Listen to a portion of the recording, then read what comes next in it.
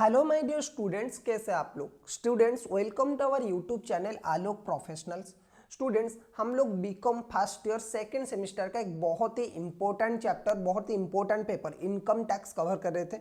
और income tax में हम उसका एक बहुत ही इंपॉर्टेंट चैप्टर रेसिडेंशियल स्टेटस ये पढ़ रहे थे। ओके, रेसिडेंशियल स्टेटस में हमने अब तक पढ़ लिया है कि रेसिडेंशियल स्टेटस क्या होता है, how to calculate residential status of individuals. Okay, उसमें भी हम लोगों ने बहुत तरह के लोगों की रेसिडेंशियल स्टेटस कैलकुलेशन करना सीखा। जैसे कि अगर कोई इंडिविजुअल है जो कि इंडिया छोड़ के फॉरेन जाता है एम्प्लॉयमेंट के लिए, उसका रेसिडेंशियल स्टेटस क्या होगा।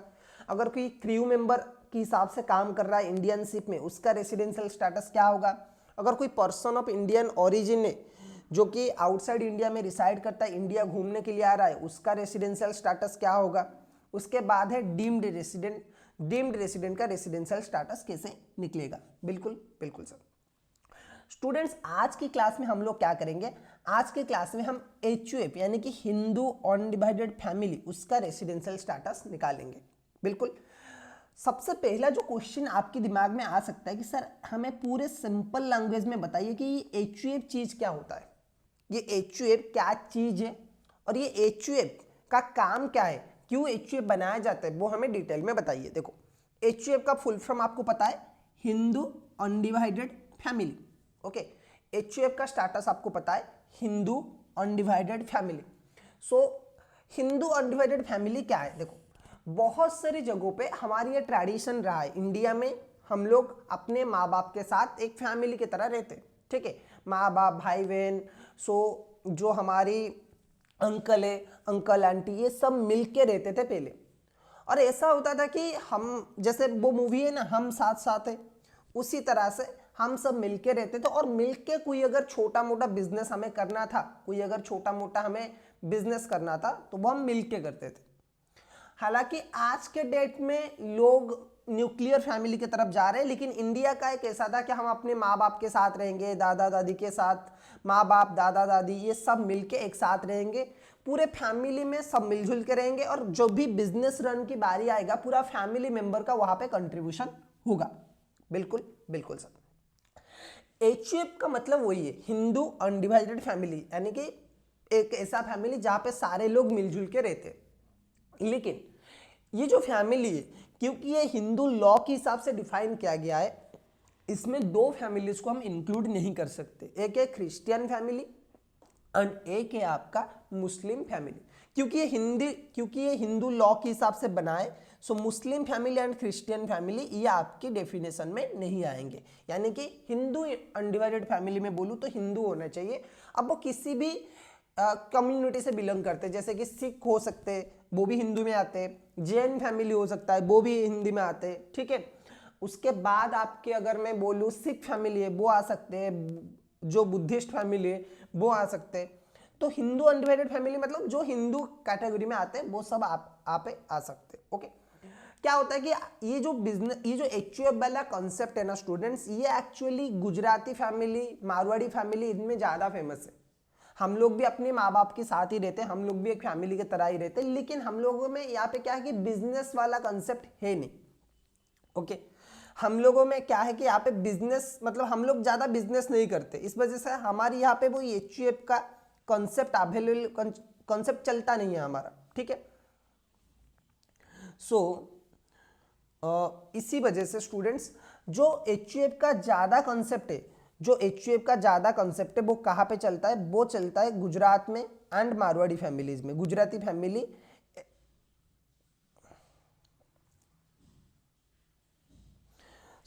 इसी वजह से HUF का जो ज़्यादा कॉन्सेप्ट चलता है वो पूरे कहाँ पे चलता है, Marwari family and Gujarati family में चलता है।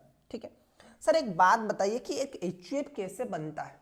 अगर हमें एक फ्रेश HUF बनाना है, हमें पता है कि अगर हम फैमिली में साथ रहेंगे तो HUF बन जाएगा, लेकिन लीगली अब तो हम भी तो HUF में रहते, हम भी तो अपने माँ बाप के साथ ही रहते, हमारा तो HUF नहीं है। देखो स्टूडेंट्स, HUF बनाने के लिए आपको दो तीन चीज़ों की जरूरत है। पहला है कि दो लोग होना चाहिए।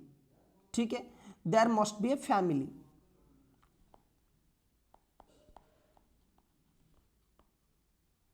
फैमिली यानी कि एक लड़का एक लड़की दोनों होने चाहिए, दोनों शादीशुदा होना चाहिए। सपोज मेरी अभी तक शादी नहीं हुआ है, मैं और मेरी वाइफ दोनों मिलके एक HUF बना सकते हैं। मतलब मैं जिससे शादी करूंगा, मैं और मेरी होने वाली वाइफ, जब हम दोनों का शादी हो जाएगा ना, तो हमारी शादी हिंदू लॉ के हिसाब से होना चाहिए। वो पहला रूल है कि हमारी जो शादी है वो हिंदू लॉ के हिसाब से होना चाहिए। उसके बाद हम दोनों का एक फैमिली बन जाएगा।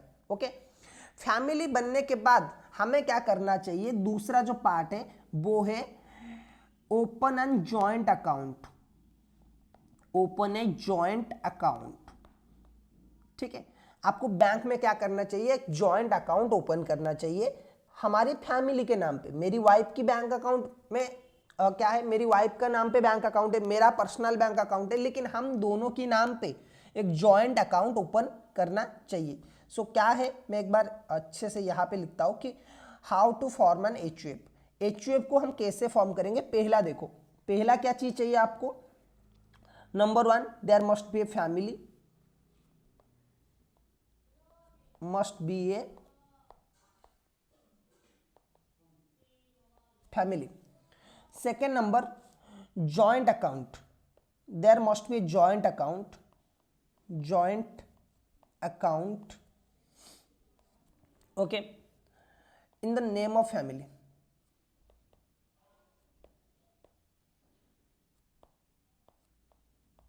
यानी कि अगर मुझे एक फ्रेश, मैं यहाँ पे बात कर रहा हूँ कि how to form an HUF, तो how to form a HUF हम कैसे बनाएंगे। सो पहला है कि मैं और मेरी वाइफ, ओके, मैं और मेरी वाइफ दोनों क्या करेंगे, दोनों की मतलब शादीशुदा होने के बाद हमारा एक फैमिली बन गया। दूसरा पॉइंट है कि हमारे नाम पे एक जॉइंट अकाउंट होना चाहिए। तीसरा है कि पैन, ओके, पैन कार्ड होना चाहिए इन द नेम ऑफ फैमिली।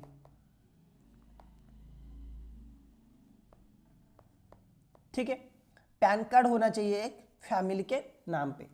चौथा जो पॉइंट है वो ये होना चाहिए कि इनकम जो भी होगा वो इसी बैंक अकाउंट में डिपॉजिट होगा। देखो 3 चीजें चाहिए, सबसे इंपॉर्टेंट है। नंबर है कि there must be a family, family एक होना चाहिए, उस फैमिली के नाम पे जॉइंट अकाउंट ओपन करना चाहिए आपको। जॉइंट अकाउंट मतलब एक account, bank account, joint bank account, ठीक है, एक बैंक अकाउंट ओपन करना चाहिए जहां पे जो भी पैसा है वो आएगा। ओके, पैन एक अप्लाई करना चाहिए, pan in the name of the family. Okay, एक पैन कार्ड अप्लाई करना चाहिए फैमिली के नाम पे। स्टूडेंट्स, HUF बनाने का मेजर बेनिफिट कब है, मेजर बेनिफिट क्या है। देखो सपोज ये मैं हूं इंडिविजुअल, ये मैं हूं, ठीक है, इंडिविजुअल, ये मेरी वाइफ है, ठीक है, ये मेरी स्पाउस है। मैं इनकम करता हूं 7 लाख का। सपोज अभी तो 7 लाख तक की लिमिट है, क्योंकि जो नया रूल आया है उसमें 12 लाख तक इनकम टैक्स, मतलब इनकम टैक्स में कोई भी अगर 12 लाख आप इनकम करते हो तो कोई भी टैक्स नहीं लगेगा।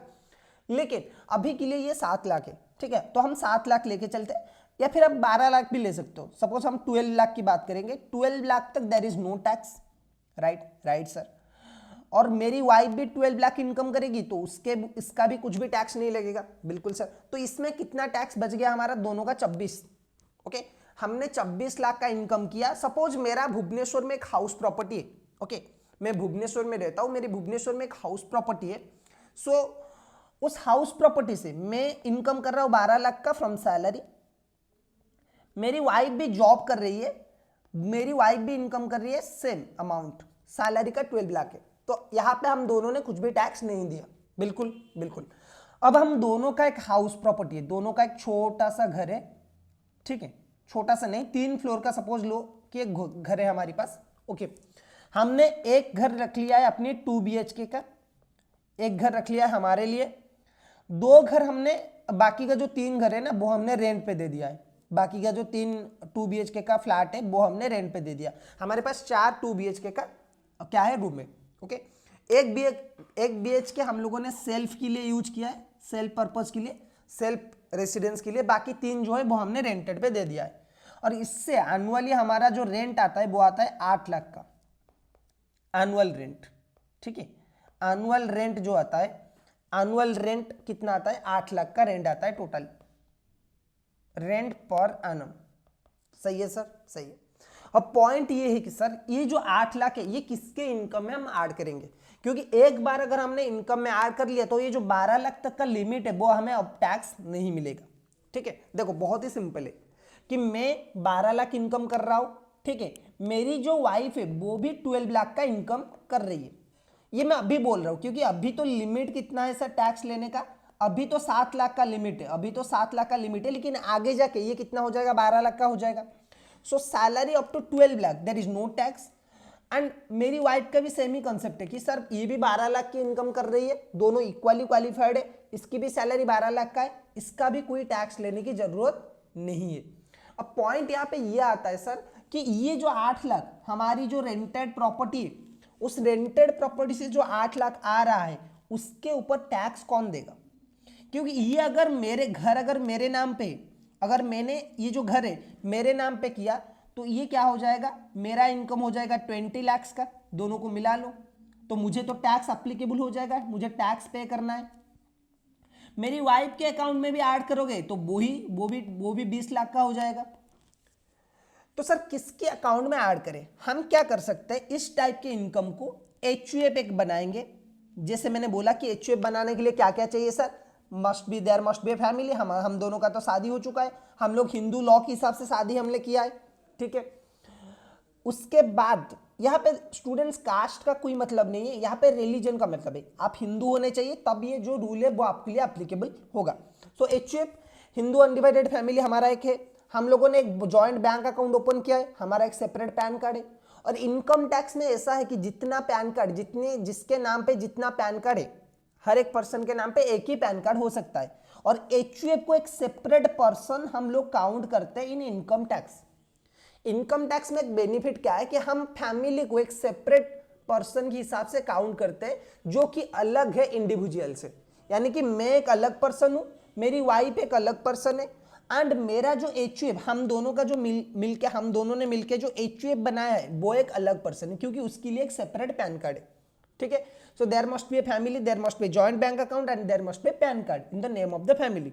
तो ये तीनों चीजें तो हम किसके नाम पे रिटर्न फाइलिंग करेंगे सर, हम अपने एचयूएफ के नाम पे रिटर्न फाइलिंग करेंगे, तो इसको भी तो 12 लाख का बेनिफिट मिलेगा।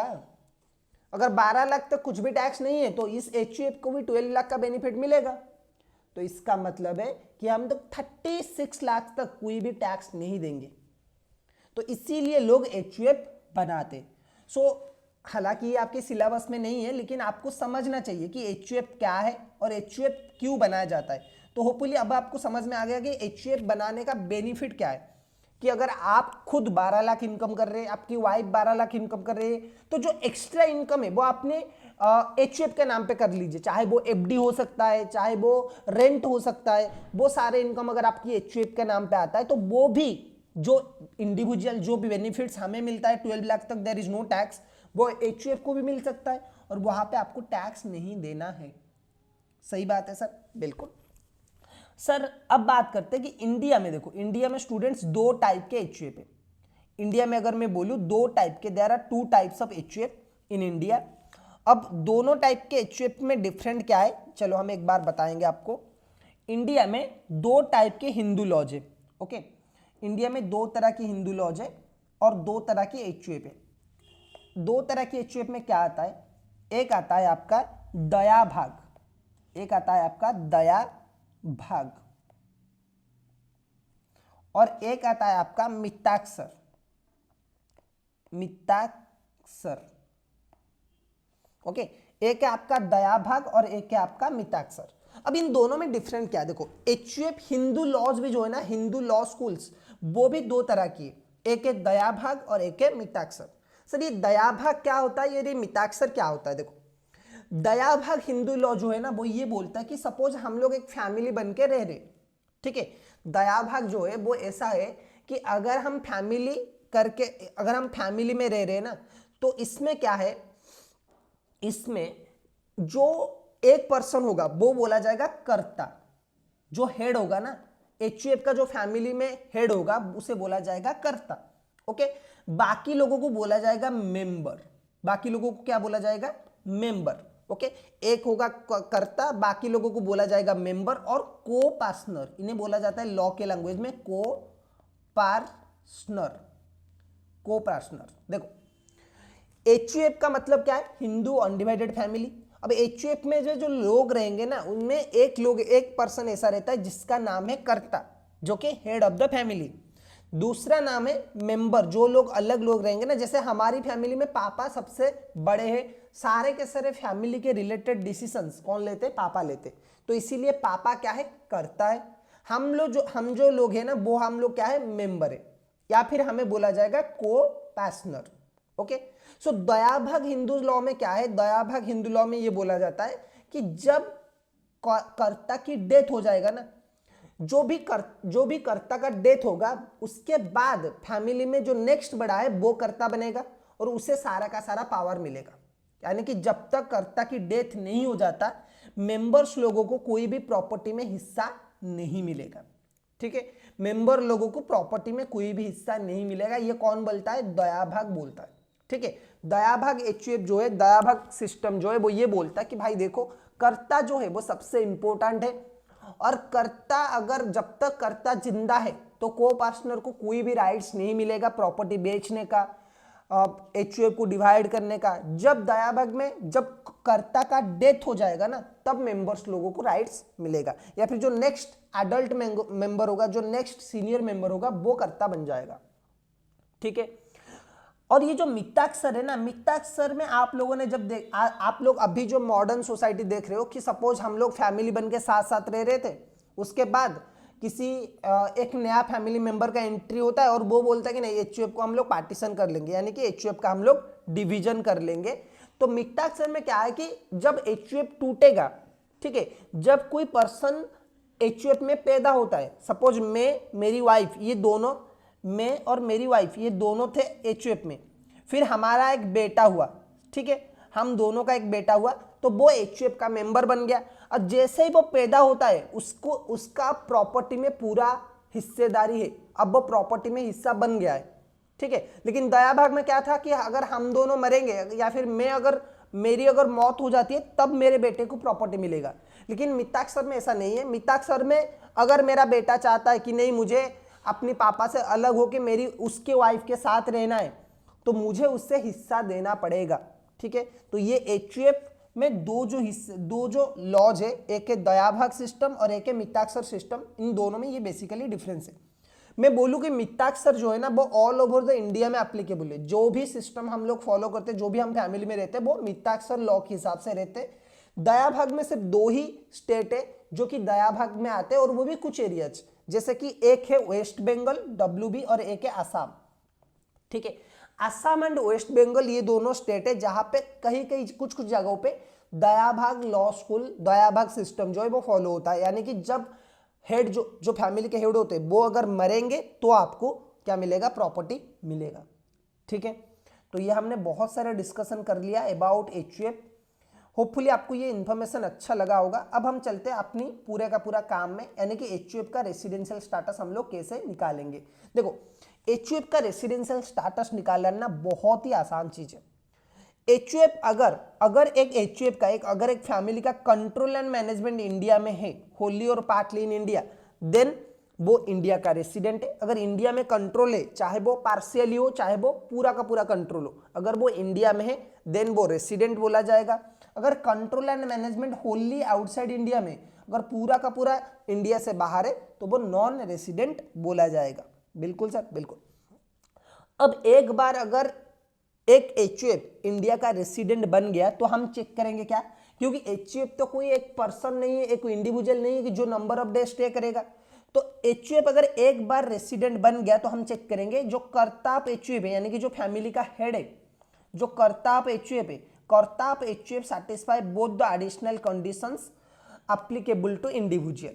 ठीक है, उसके बाद हम चेक करेंगे कि कर्ता जो है, जो HUF का कर्ता है, वो इंडिविजुअल के लिए जो एडिशनल कंडीशन है, इंडिविजुअल के लिए कौन सा एडिशनल कंडीशन सर? ये वाला, assessee must be resident in India for any 2 years out of 10 years immediately preceding the previous year and sorry, assessee must be stay in India for 730 days or more during 7 years immediately preceding the previous year। ये दोनों condition अगर HUF fulfil करता है तो वो HUF का क्या हो जाएगा, उस HUF का स्टेटस क्या होगा, ऑर्डिनरीली रेसिडेंट। अगर कर्ता ये दोनों कंडीशन सेटिस्फाई नहीं करता है तो वो क्या बन जाएगा, नॉट ऑर्डिनरीली रेसिडेंट। देखो बहुत ही सिंपल है HUF का रेसिडेंशियल स्टेटस। बोलता है कि HUF का कंट्रोल कहाँ पे, अगर इंडिया पे कंट्रोल है, चाहे वो होली कंट्रोल हो चाहे वो पार्शियली कंट्रोल हो, अगर कंट्रोल इंडिया में है देन HUF रेसिडेंट है, अगर कंट्रोल आउटसाइड इंडिया में है देन HUF नॉन रेसिडेंट है। अगर HUF एक बार रेसिडेंट बन जाता है तो हम चेक करेंगे जो कर्ता है, कर्ता अगर इंडिया में है, कर्ता अगर इंडिया में जो कर्ता इंडिविजुअल है ना, जो कर्ता HUF है, अगर वो बोथ एडिशनल कंडीशन सेटिस्फाई करता है जो कि इंडिविजुअल के लिए एप्लीकेबल है, यानी कि लास्ट 10 ईयर में किसी भी 2 साल में वो रेसिडेंट होना चाहिए एंड लास्ट 7 ईयर में वो इंडिया में 730 डेज स्टे करना चाहिए, तो वो ऑर्डिनरीली रेसिडेंट बन जाएगा। दूसरा जो कंडीशन है वो अगर वो दोनों कंडीशन सेटिस्फाई नहीं करता है तो वो क्या बनेगा, नॉट ऑर्डिनरी रेसिडेंट बनेगा। सर ऐसा क्यों किया गया है कि सिर्फ कर्ता को ही हम चेक करेंगे कि कर्ता एडिशनल कंडीशन सेटिस्फाई कर रहा है या फिर नहीं कर पा रहा है? बहुत ही सिंपल स्टूडेंट्स, क्योंकि अगर एक फैमिली में जो सबसे डिसीजन मेकिंग का जो हक रहता है ना, डिसीजन मेकिंग का जो पावर रहता है वो सिर्फ और सिर्फ कर्ता के पास ही रहता है। मेंबर्स लोग डिसीजन ले सकते हैं लेकिन कर्ता चाहे तो उस डिसीजन को क्या कर सकता है, रेक्टिफाई कर सकता है, ठीक है, रेक्टिफिकेशन कर सकता है या फिर उसे चाहे तो बदल सकता है। इसीलिए कर्ता के ऊपर सारे चीज डिपेंड होता है। तो अगर कर्ता HUF का एडिशनल कंडीशन सेटिस्फाई कर रहा है जो कि इंडिविजुअल के लिए एप्लीकेबल है तो वो ऑर्डिनरीली रेसिडेंट है, अदरवाइज वो नॉट ऑर्डिनरीली रेसिडेंट है। तो मैं बोलूं कि स्टूडेंट्स ये है HUF का रेसिडेंशियल स्टेटस। आपको बस एग्जाम के लिए इतना ही याद रखना है, लेकिन जो हम लोगों ने अभी अभी पढ़ा है HUF के बारे में वो थोड़ा सा डिटेल नॉलेज था कि HUF कैसे बनता है, क्यों बनता है, क्या इसका लॉजिक है, ये सब भी आप लोगों को जानना जरूरी है। ओके, क्योंकि हमारा जो मोटिव है पढ़ाने का वो यही है कि आपको नॉलेजेबल बनाना है, आपको एग्जाम ओरिएंटेड नहीं बनाना है। क्योंकि अगर एग्जाम ओरिएंटेड बनाना ही होता तो YouTube में और भी बहुत सारे क्लासेस है जो कि आपको अच्छे टाइप के क्लासेस प्रोवाइड करते हैं, जो आपको प्रोबेबल क्वेश्चन प्रोवाइड करते हैं। लेकिन प्रोबेबल क्वेश्चंस अगर आप रटने जाओगे ना तो सिर्फ रटते ही रह जाओगे। अगर आप बीकॉम जो आपकी ग्रेजुएशन है उसे अगर सही से यूटिलाइजेशन करना चाहते हो देन आपको लॉजिकल थिंकिंग करना है, ठीक है, बिल्कुल। सो आज की क्लास में बस इतना ही स्टूडेंट्स, हम और एक क्लास में मिलेंगे, तब तक के लिए keep studying and keep enjoying.